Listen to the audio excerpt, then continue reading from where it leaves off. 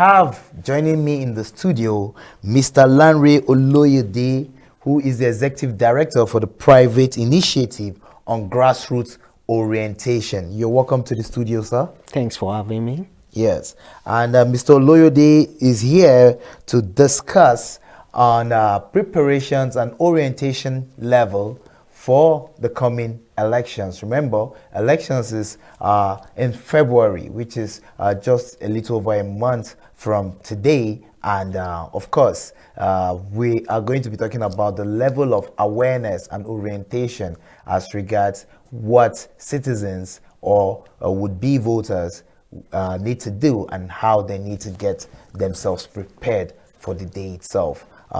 You're welcome once more to the studio. Thank you for having me once again. Nigeria's general election year 2023. Let me just hear your thoughts on the coming election. What's your take generally? Well, the 2023 election, like we have always said, is going to be a watershed in the history of Nigeria, because this is the election wherein we're not going to be having the incumbent president participating, and the three main political candidates of the political parties are people who are well known by Nigerians, and then who have been in the political saddle for over a long period of time. So Nigerians look forward to this election. They look forward to what the next leader of Nigeria is going to offer, because as it is now, it appears as though Nigeria is on the brink, economically, politically, security-wise, and so we need that leader with the magic wand, the one that has the experience, the competence, the capacity to bring Nigeria out from the woods, to save Nigeria from the precipice. That is the kind of a person that Nigeria wants to elect, and all Nigerian voters are looking up to the 2023 election with so much enthusiasm. Okay, that's very good. And 2023, this is January, we're in the new year, and a lot of expectations for the year. But starting with this election now, how would you rate, especially since that you run an organization which is responsible for orientation at the grassroots level. Now, how would you rate the level of awareness as regards the 2023 general elections at the level of the grassroots? Well, the level of awareness creation at the grassroots level is so massive this time around, because so many civil society organizations like our own, we've been in the field for some times now. We've been going from trenches to trenches, we're going from villages to villages to, orientate Nigerians on the need to come out massively to vote, and not just to come out massively, but also to vote rightly and correctly. There is need for massive continuous voter education for Nigerians to, though they are eager to vote, but at the same time, they need to know how to vote correctly, so that this high figure of invalid votes or avoided ballots will be reduced drastically. And that is what we have been doing at our NGO, the Private Initiative on Grassroots Orientation. We've been going to the villages, to so many communities, to orientate the people on how to thumbprint correctly, on how they should conduct, the voters should conduct themselves on the election day, the steps and the procedure as given by the Independent National Electoral Commission. We'll tell them this is the time the election will start, this is the first step, these are the things that you need to do for you so that your vote can count. Okay. Now, there's a new dynamics in these general elections. That is the BVAS machine. That technology is very new. Yes. Wouldn't it, how would you rate the level of understanding of this machine that is out there at the grassroots level? Like, do you think the voters will be able to understand its usage and are there? There is nothing complicated about the use of the BVAS machine.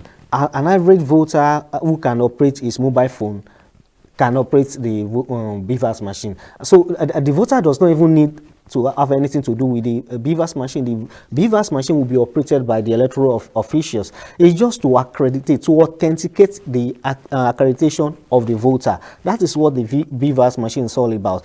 All the data of registered voters are already embedded in the BVAS that will be assigned to particular units. So if you as a voter get to the a polling unit on the election day and you present your voter card, permanent voter card, now the electoral officials will do his due diligence by making sure that he authenticates that the owner of the voter card is the one carrying that particular voter card, and that the facial outlook, the face on the voter card is the person that is carrying it, and that particular voter card is assigned or registered at that particular voting unit.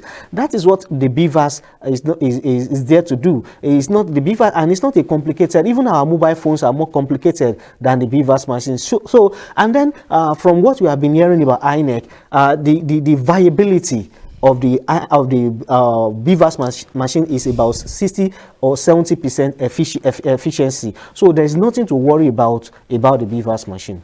All right. Let's go to the issues of uncollected what we call INEC permanent voters card. Yeah. Now, INEC itself reports that over 6 to 7 million permanent voters card has remained uncollected in over 17 states in the country. And one would think that 6 to 7 million, considering the third force you talked about, is a huge amount, is a huge number for uncollected PVCs. Yes. What is your take on this, and what level of orientation has civil society groups like yours been able to share with the grassroots to ensure that they do not only register for these PVCs, but they also collect them and keep them handy and ready to exercise their franchise on the day of election? Well, the process has started, and it is still ongoing. Now, for some times now, we've been running some jingles on radios and television, telling people that it is not enough. You didn't waste your time to go and queue to register, only for you not to go and collect your PVC. We've been telling them, we've been educating them on the need for them to go out there and collect their PVC, because the PVC collection will end by January 22nd. But that awareness still needs to continue. We need more support from people from many Nigerians to support us, so that we can go further into the villages and go and tell the people on the need to go out there and collect their PVC, because without the PVC, they will not be able to vote. It's just that Nigerians need extra push, particularly when it comes to the issue of electoral process. You know, the level of awareness that we have presently is not what was there before. So this thing is coming up gradually, and then with more effort put into it, you see that most Nigerians will go. What is stopping most of them, because of their businesses, their offices, or whatever, they feel like, oh, I don't want a situation whereby I will go and then I will have to waste time there before I can be able to get the cards. But at the same time, it's a matter of sacrifice, because voting is not a luxury, it is a responsibility, it is a duty that every citizen must perform. So we need to sacrifice, if it means sacrificing our time. And INEC has made it very easy. They made it Monday to Sundays between 9 a.m. and 3 p.m. You can go. Saturdays it's free. Sunday is free for you. You go there and collect your PVC. It's very important we do that. All right. Still on election. Election itself is preparation and what we need to do. Now, you go into the grassroots. You interact with people at the grassroots level, and that is where sensitization and orientation is most needed. Now, what do you tell them they need to do to prepare themselves, especially for the day for the day itself?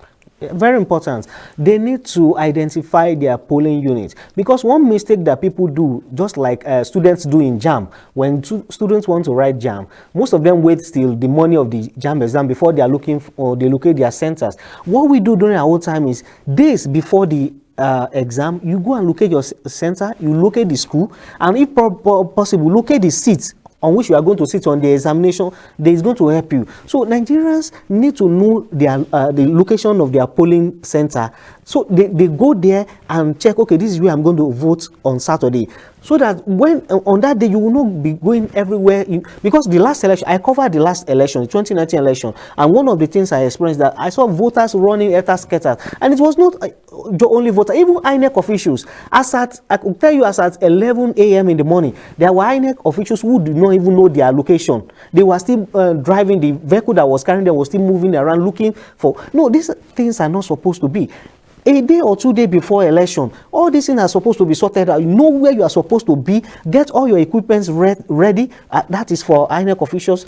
Then, as early as 7 or 7:30, move into the center. As for the voters, once you identify your voting points or polling units, go there as early as 7:30 or 7 o'clock and go and queue, because it's going to be on first come first serve basis. All right. The issue of voter education is a continuous one as we continue to count down to the 2023 general elections in our dear country, Nigeria. And my guest in the studio is Mr. Lanre Oloyede, the Executive Director for the private initiative on grassroots orientation. It's been a pleasure having you discuss election matters as we count down to the 2023 general elections. It's my pleasure here too. Yes, thank you for coming. And of course, the issue of voter education is continuous, so we'll still be having conversations with Mr. Lanre Oloyede as we count down. It's your civic responsibility to vote once you have attained the age of voting. So play your part, get your PVCs, get ready, and of course, avail yourself the opportunity of being educated on how best you can vote on that day. Thank you.